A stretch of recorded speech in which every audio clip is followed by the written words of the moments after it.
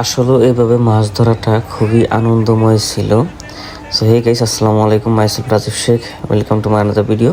আশা করি সবাই ভালো আছেন।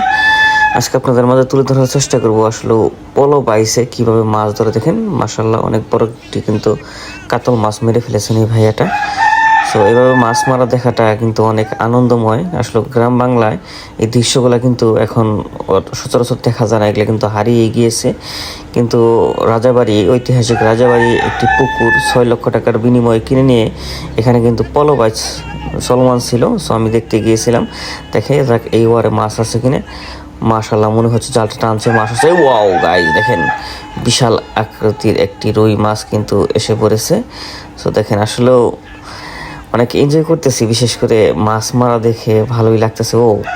ওয়াও গাইস, দেখেন কি সাইজের মাছটা। মাশাল্লাহ মাশাল্লাহ, একটি রুই মাছ প্লাস একটি সিলকাপ মাছ কিন্তু আছে, বিশাল বড়।